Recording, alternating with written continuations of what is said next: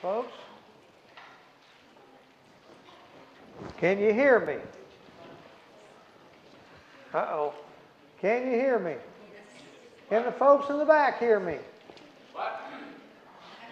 I'm not wearing a jacket today. I had to move this thing up to my shirt collar. Can you hear me?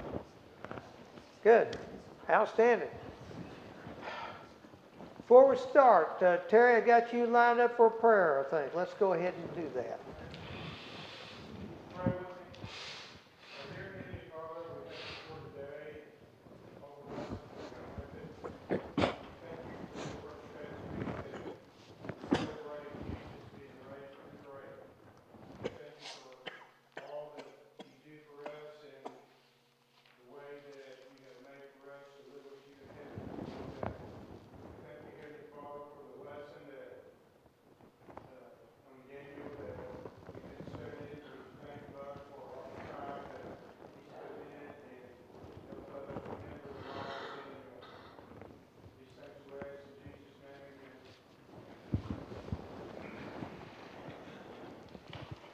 Well, today we are going to finish Daniel's swan song.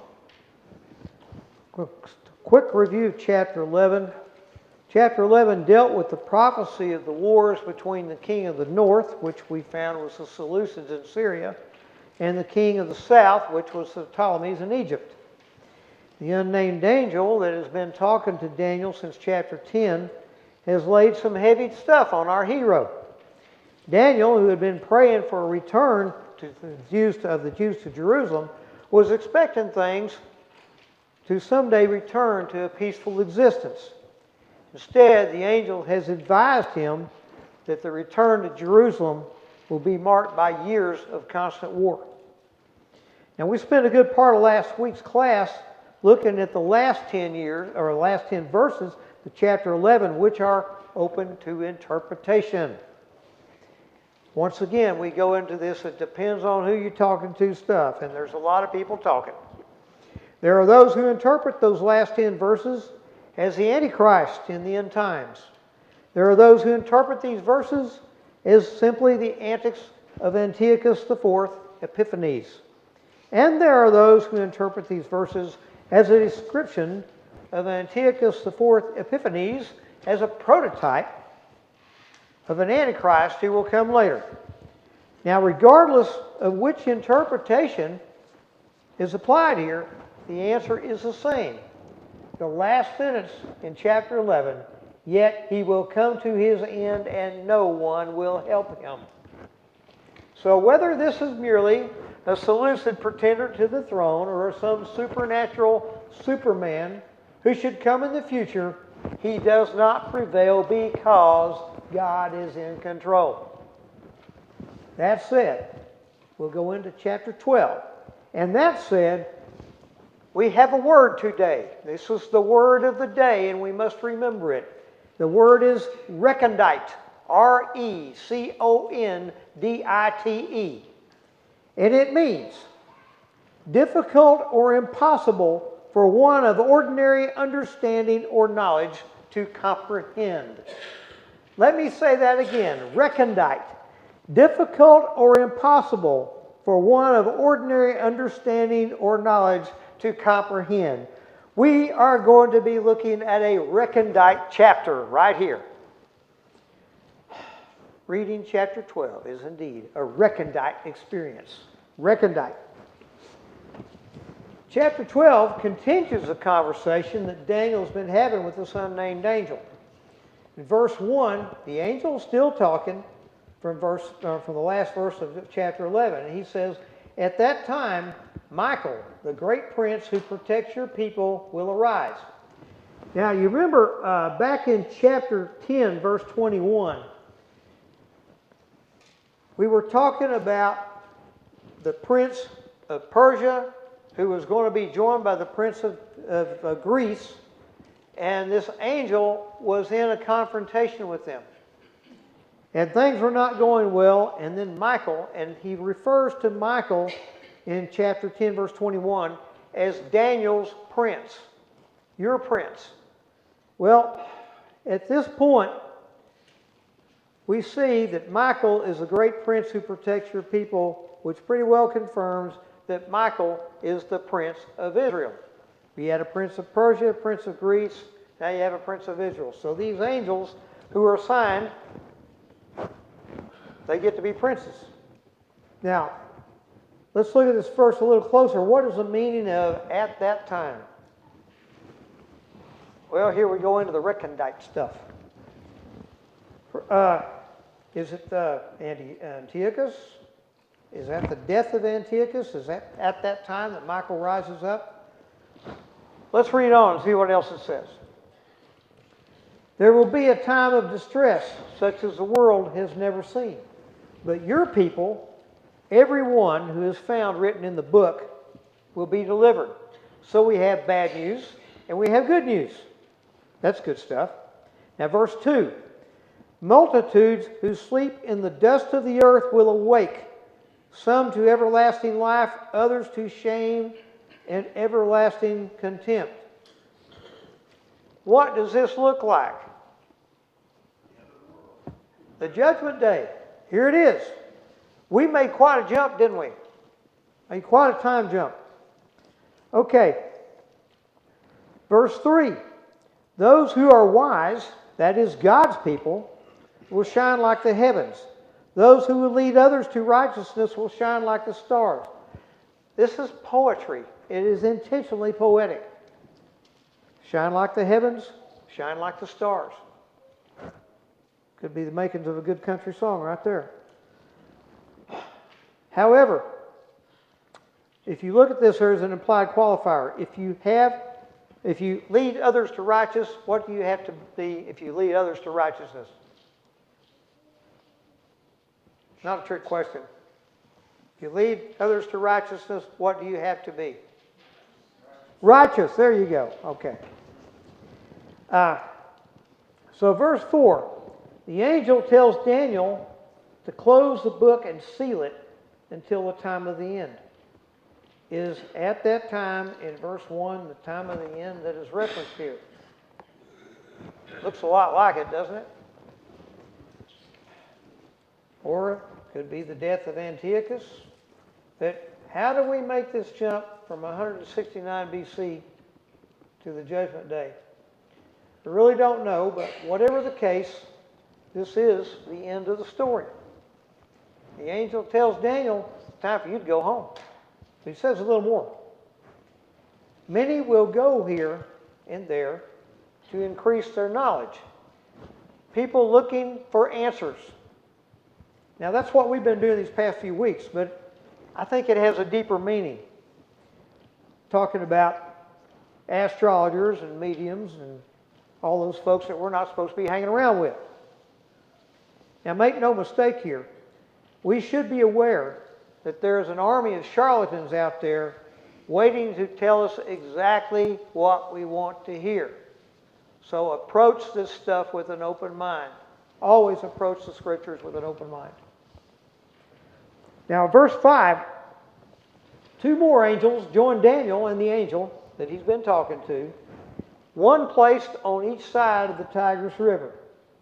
And verse 6 says, the angel who has been speaking is now up above the river. He's up there floating. And one of the others asked him, how long will it be before these astonishing things are fulfilled? Verse 7, the angel lifts his hands toward heaven. He says, it will be a time, times, and half a time. Generally interpreted to mean 3.5 years. And if you look back at chapter 7, verse 25, you'll see the same measure of time, and as nearly as I can tell, the resemblance pretty much ends right there. Now, the premillennialists make something from these numbers, but it is gibberish to me. We've talked about that before. I spent a long night going through all those numbers trying to figure something out. I never did figure anything out. It is, what was that word again? Somebody tell me what the word is. Recondite. That's it. So he's got his hands up in the air. And the Hebrew custom was when you swore an oath, you held up your hand. We still do that. You go to court, you're a witness, you're sworn in. Got to hold your hand up. You want to join the military? You're sworn in. Got to hold that hand up. Want to be a judge? Got to hold that hand up. Want to be a doctor? Got to hold that hand up. Goes on. We still do this. But he held both hands up. This means, yes, this is a promise. Now, verse 7 goes on to say, when the power of the holy people has finally been broken, all these things will be completed. Who are the holy people? The Jews. And what would bring them? What's going to break them? Destruction of Jerusalem, death and resurrection of the Messiah? Or is that what all this suffering of which we have been reading is about? Lots of questions here, but we are once again recondite. We can only speculate. Because the end of the world certainly did not come 3.5 years after the year 169 BC. Now, verse 8, Daniel says, I heard all this stuff, but I don't understand it. And he asks, he says, my Lord, what will be the outcome of all this? And then verse 9, we get the whole picture. The angel says, go your way, because the words are closed up and sealed until the end of time. And then the angel continues in verse 10. He says, many will be purified, made spotless and refined, but the wicked will continue to be wicked. None of the wicked will understand, but those who are wise will understand. This is a little clearer. Now, how do you become purified, made spotless, and refined? Through the Word, through baptism. And what do you get from the Word? You get knowledge. And you will understand. The wicked have no knowledge because they have not embraced the Word. They do not understand. Verses 11, 12. He says, from the time the daily sacrifice is abolished and the abomination that causes desolation is set up, 1,290 days. Now, that comes very close to the 3.5 years in verse 7. Yes? Just to add another thought right here, the Jews used a lot of numerical meanings, and 7 was the perfect number. 3.5 simply meant Half of 7. Yes. Now, Dan was saying that this 3.5 is half of 7, which is the perfect number. And as we've been talking about before, we look at all these numbers, and they're generally either 7s or multiples of 7. So, and as Ronnie said, if 7 times 7 is a little bit, then 7 times 70 is a lot.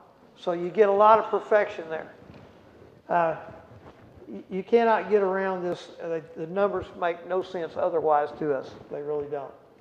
So, it comes very close to 3.5 years in verse 7, which is half of 7. Now, blessed is he who waits and reaches the end of the 1,335 days.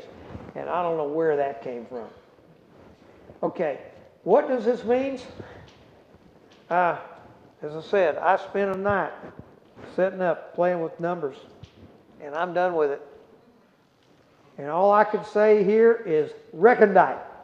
There is nobody who knows with any certainty whatsoever what all this means. Now, is that a good thing or is that a bad thing? We'll talk about that in a minute. The important thing here is the last verse, verse 13. It says, as for you, go your way till the end. You will rest, and at the end of the days you will rise to receive your allotted inheritance. Now, you remember that song we looked at a few weeks ago, and I've said several times throughout the study, we do not know all the details about that song. All we can do is speculate. I guarantee you that we will never know all the details about that song as long as Mr. Don McLean lives. Because if he ever lets the cat out of the bag, you know what's going to happen? Sales of that record is going to spike. And then it's going to be gone forever, forgotten. His income depends on that. But here's the thing.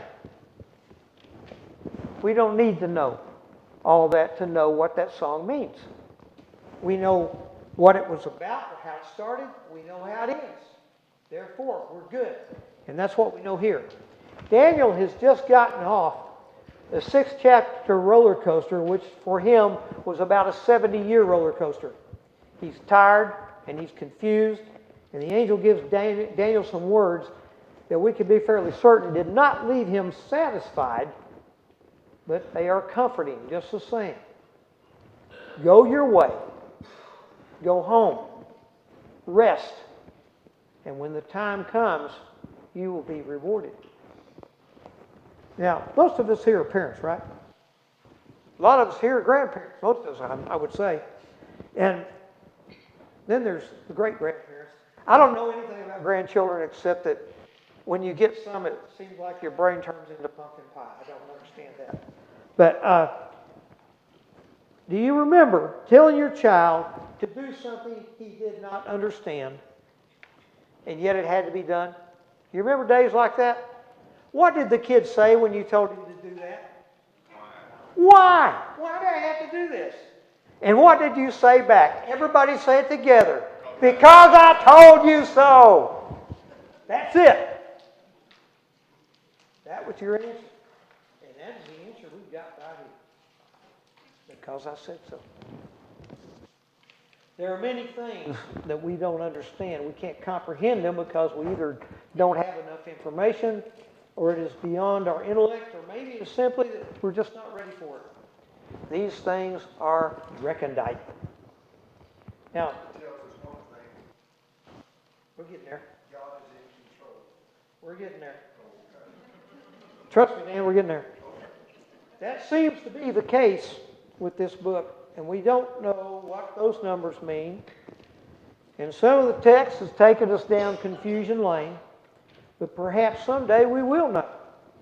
Maybe all those numbers are secret to life, or maybe it's just a barcode on a shipping container.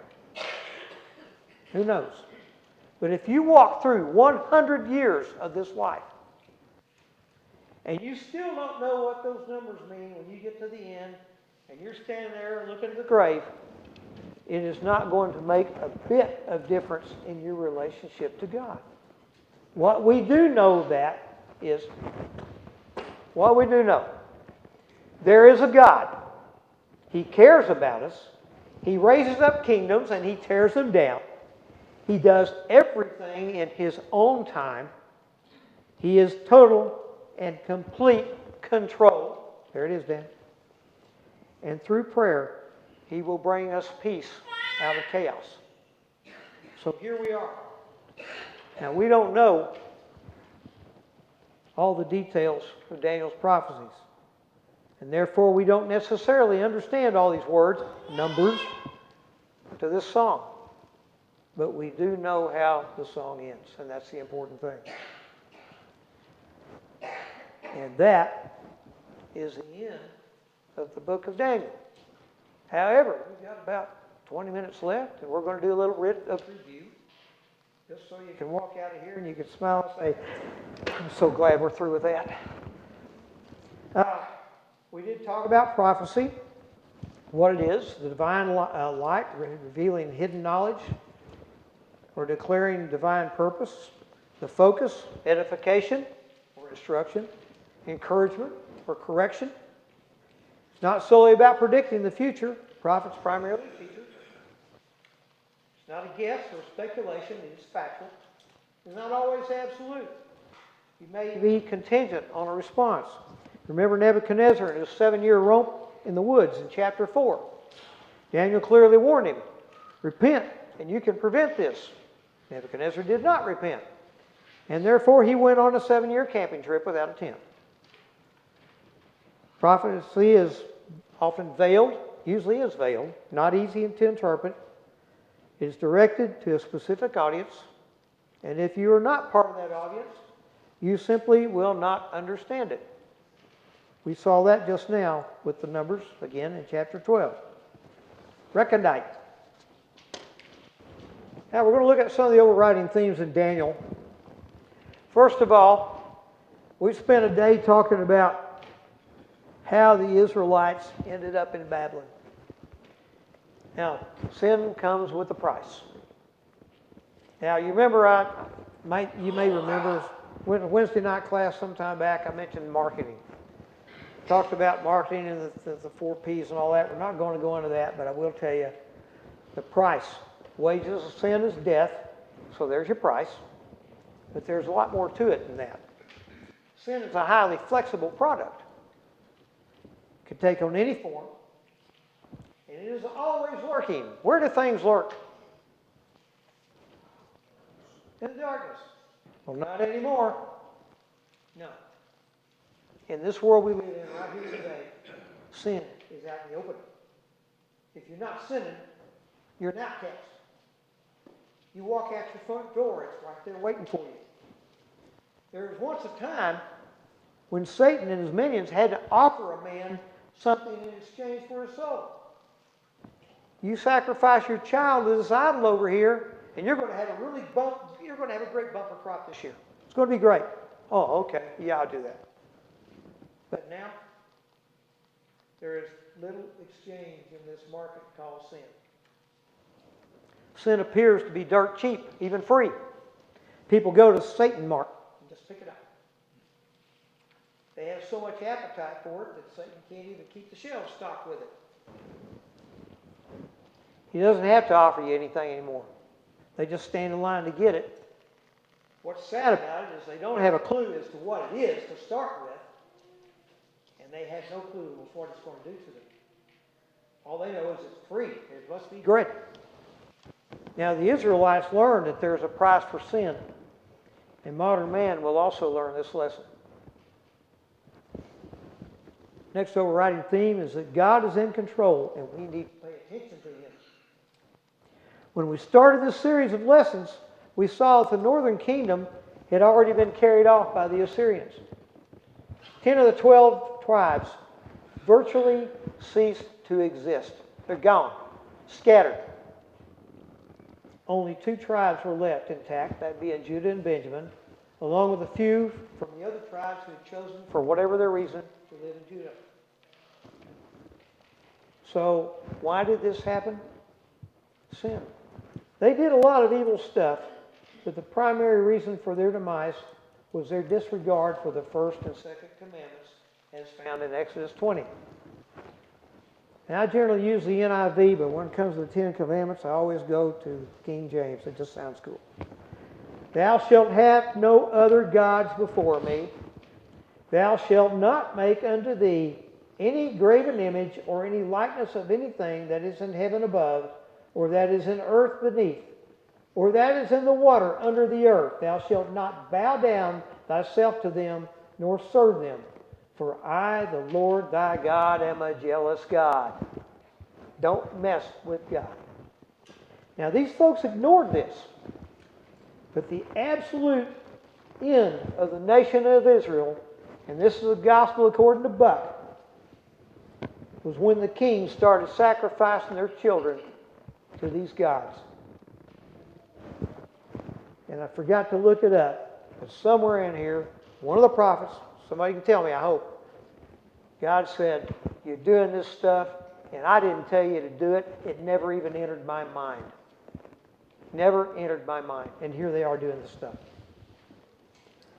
So, as I've said before, the king and the land are one. And when the king hits rock bottom, he takes his nation with him. Now, we talked about how the road to Babylon was likely littered with pocket idols that the Israelites threw away on their way to their exile. Yes, these were regional gods having no power outside their given country as they saw it. Therefore, they were no use to them. But the Jews were also acutely aware that they had dropped the ball. Party's over. Now it's time to pay the fiddler. And it's not like they haven't been warned. God is in control. He is a jealous God, and He does not tolerate idolatry or sin of any kind. From the time of the Babylonian exile, the Jews as a nation never fell into idolatry again. We saw that individuals did adopt the gods of their conquerors, most notably the Hellenistic Jews. But the leadership neither worshipped nor condoned the worship of any other gods or gods after this exile. Their repentance was complete, and idolatry was gone. But in this day and age, the idols and those who proclaim themselves gods, they're still around. And if you mention God to anyone now, especially a young person, he's going to say, which one? We need to start looking at the world around us like the early Christians did. We didn't have to worry about that. It used to be, well, the Baptist says this, and we say this, the Methodists say that, and we would argue amongst themselves, and we would debate, and that was the way it was. You can't do that anymore. You've got to approach an audience that does not even believe that the God Almighty, creator of absolutely everything, even exists. This is difficult. So we're facing the same problems that these folks did back in their day. You got polytheists, pantheists, atheists, and let's not forget the ever-loving nation of Islam, which is the most contemptible religion that ever existed, and is also the fastest growing religion in the world today. These threats are not new, but they're new to us, and we need to refit our armor to deal with them. God brings up nations, and he tears them down. Another overriding theme here. Jeremiah chapter 1, verses 9 and 10. The Lord God Almighty, creator of absolutely everything, says, "Today I appoint you over nations and kingdoms to uproot and tear down, to destroy and overthrow, to build and to plant." Now here God is literally putting these words into Jeremiah's mouth. And he tells us that he controls all. He builds them up, he tears them down, and he plants new ones. Now these kingdoms he brings up are not necessarily godly nations. The Assyrians certainly were not. Neither were the Babylonians, the Persians, the Greeks, and definitely not the Seleucids or the Romans. He brings them up, they serve his needs, and when he is through with them, he disposes of them. Every kingdom on this earth will see its end, including the one here in our country.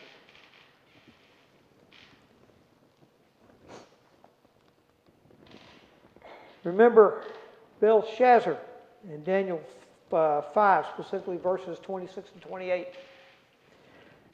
God has numbered the days of your reign and brought it to an end. You have been weighed on the scales and found wanting. Your kingdom is divided and given to the Medes and the Persians. He met the same fate as everybody else does. You're done. You had your day in the sun. Now it's somebody else's turn. Now, were the Persians any better than the Babylonians? Not really. But as we saw, the Persians were predisposed to treat the Jews kindly and let them go home. And what happened after they served their purpose? They fell before the Greeks. Once you get done with your purpose, that's it. Another overriding theme. Everyone suffers. We have seen a lot of suffering watching these kingdoms rise and fall. Lots of it. God is not Mr. Rogers. I say that again. God is not Mr. Rogers. Just because something is God's plan doesn't mean we get an easy ride. We still got to punch our ticket, get on that streetcar, and go down the road and deal with all the snotty-nosed kids and the heat coming in and everything else. We suffer. Now, the good news is God always puts a limit on the amount of time you're going to suffer. God's people have never suffered forever. They suffer from an affliction for a time and then it's gone. You look all the way back and see that. And that would be the same for us. But if we're God's people, why should we have to suffer at all? I mean, look at the American dream. Get rich. You never work another day in your life. And you die with all the new toys. Well, the problem is, some of us do get to live like that. But that's not what we are designed to do. Peter was a commercial fisherman. Paul was a tent maker. Jesus was a carpenter. We are not designed to do nothing but exist. In the Army, we had a name for folks who did nothing but exist. We called them oxygen thieves. That's what they were to us. Now, there is no scripture that says that you as a Christian are not going to suffer in this world. You can look, you can come back and talk to me next week. I'll check your progress. You can check every page in there. You're not going to find it. So put on your big boy pants and get with the program. Another overriding theme. God has a plan for absolutely everything. So what was God planning that included the suffering of His people? Now back in chapter 11, we came on verse 35. It says, some of the wise will stumble so that they may be refined. We talked about that last week. Remember then I brought up Peter in Luke 22, how he had denied Christ and stumbled, and the Lord put him in the fire, not to destroy him, but to harden him, refine him. So what do you do with a whole nation of Peters? That was the role of the Babylonians. They were the tools of punishment for the sins of Israel. They put the Jews into the fire and they hardened them. Then came the Persians. Where the Babylonians were the tools of punishment, the Persians were the tools of deliverance. You remember the Persians were Zoroastrians, worshipped only one God. Very few people back in those days worshipped one God. And when we looked at Zoroastrianism, we saw that there were a lot of similarities between Zoroastrianism and Judaism, and also Christianity. And it's definitely not the same thing, Don't misquote me there. But there were similarities in their practices and their beliefs. So, were the Persians put in charge there by coincidence or on purpose? It's a good question. I can't honestly answer, but this factor bears heavily in explaining why they looked kindly to the Jews and allowed them to go back home. They've been doing their thing, doing their Zoroastrian thing way over here. And God been watching them. He says, okay, I'm going to move these folks over here. And they'll take care of the Jews. That's my theory. Gospel according to Buck again. But they allowed them to go back home. But then comes the Greeks. Now here you have to step back and look at the big picture. The entire known world at that time. Alexander the Great did more than conquer. You can only gain so much by military force. Sooner or later, you're going to run out of countries and cities to conquer and sack. And when you run out of places to sack, you're running out of goods. The Mongolians, this is what brought about their downfall. They ran out of people to raid. There was not a craftsman among them. They just lived on what they stole. Well, when you clean out the Walmart store, there's nothing left anymore. So they can't steal anymore. And they die. So this is what the Greeks did. They conquered everything in sight. So what do? You establish not just a military empire, but a commercial empire. Alexander introduced the world to trade like it had never seen before, all the way from southern Europe into North Africa and all the way from Egypt to India. Massive, massive amount of territory here. He controlled it all. And what did they do? They began trading with each other within all of this. There were no more borders to cross. They just did it. And it was good. If you're going to establish and maintain international trade, you have to have an international common language. Today's common language is English. Before that it was French. The French are still very upset about that. But if you're going to trade, you've got to be able to understand the people you talk to, right? Well, this is what Alexander did. With the Persians out of the way, he brought in Greek as a common language. And everybody spoke Greek. All the merchants spoke Greek. The people that had to deal with the merchants, they started learning Greek. So everybody's speaking one language. Imagine that. Okay. Now, the Ptolemies, excuse me, that P is silent, the Ptolemies furthered Alexander's contribution when they built a massive library in Alexandria, Egypt. Now, you remember, Ptolemy was one of Alexander's generals. So he was Greek. Ptolemy I, as he was called, also commissioned 72 Hebrew scholars, supposedly 6 from each tribe of Israel, to translate the Old Testament into Greek. That's interesting. The Old Testament had been compiled in Hebrew in Babylon from the ancient text. Everything had been put together. But by translating it to Greek, the Old Testament became available for anybody who wanted to read it. Because of the 72 scholars, it was called the Septuagint.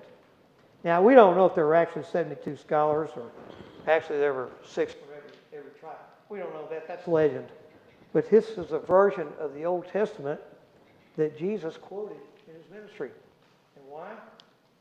He's talking in a language everybody understood. This is interesting stuff.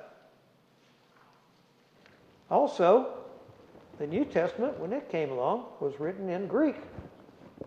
Greek, it was the language of the gospel. All set up right there, all part of the plan. Now, Alexander the Great gave us a common language to use in which the gospel could be spread, and he pretty much established this gospel language and how do you get it out among all the people. Then comes the Romans. Now, when they took over everything, they brought peace to the world, pretty much. But they also brought tyranny. These were not nice guys. Their contribution, however, was all about distribution. The Romans built an amazing highway network throughout the Mediterranean world. Paved roads. We didn't have paved roads here until just a few years ago, did we? I can show you roads that were dirt roads just not too long ago. I know for some that still are. Paved roads. Now, they also did something else after they set up this highway system. They started persecuting Christians. And you know what the Christians did? They put these roads to good use. They got on them and they went to moving their feet. The Romans unwittingly spread the gospel all over the world on their road network. Okay? Now to recap here. The Babylonians, tools of punishment. Persians, tools of deliverance. Greeks provided the language of the gospel and translated the Old Testament into that language. The Romans provided the means of distributing the gospel throughout the world. This was all part of God's plan leading up to one big event, which was the coming of the Messiah. And he used some very, very specialized tools to get this job done. Got one last one for you. Prayer brings peace out of chaos. Daniel prayed a lot. He prayed 3 times a day, and more so if he felt the need, as demonstrated in chapter 10. He prayed all day that day, apparently. He prayed to provide Nebuchadnezzar an answer to his dream, and to save the lives of just about everybody back in chapter 2. He prayed for deliverance from the lions in chapter 6. He prayed fervently for an end to the Babylonian exile in chapter 9. And these are just the specifically mentioned prayers. I seriously doubt he ever stopped praying for any length of time. He was constantly at it. Daniel lived in an environment of utter chaos, never knowing when he woke up in the morning if he would live to see sundown. A lot of his contemporaries did not.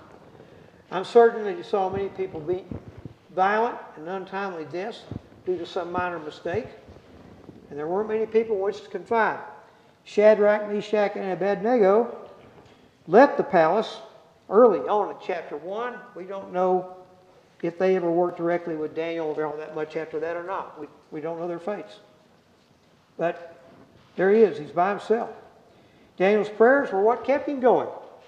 You can talk a lot about prayer, But I think it's sufficient to say here that the effectual fervent prayer of a righteous man availeth much. That's James 5 and 16. A couple of loose ends. Why the Maccabees did not make it into the biblical canon. There are 4 books of Maccabees altogether, as I understand it. I have not read them. Only 2 of which are in the Catholic Bible. The rest are not in anybody's Bible. Now the reason is, although they do describe one miracle, the Maccabees are considered to be a political history of the war between the Jews and the Seleucids, therefore not having much spiritual value. It's history. It's not spiritual. Why is Daniel considered by some to be history presented as prophecy? Those who don't believe that Daniel was prophecy think that Daniel was written about 169 BC in support of the Maccabean revolt. However, the Hebrew and Aramaic languages of Daniel's time were considerably different than they were in the 2nd century BC. So unless somebody was really good at refabricating not 1 but 2 languages, that is Aramaic and Hebrew, that are 300 years old, it's going to be very difficult to pull that off. This argument really holds no water. Daniel also predicts the coming of the Romans in chapters 2 and chapter 7. And the Roman kingdom in 169 BC was, well, it was coming up, but it was not anywhere near what Daniel said it was going to be. One last one. I got to tell you this about the lions. You know, Darius threw Daniel in a lion's den. Lions didn't need him. Darius goes back the next morning. Daniel's still alive. Well, Darius decides, well, I'm going to take care of all those guys that put Daniel in here. He gives them all up. Well, somewhere along the line, Darius apparently had a moment of doubt. This is according to Josephus now. And the doubt is, maybe that wasn't the Lord after all. Maybe it's because the lions weren't hungry. So he tells his crew, this is the truth. He tells his crew, he says, feed all the lions. Feed them all they'll want. Feed them all they'll eat. So they did. They fed them. He said, okay, now we're going to throw all these people in there. So Darius gets him a spot. He sits up where he can see what's going on. And he says, okay, feed them to the lions. Throws them in there. And he's up there.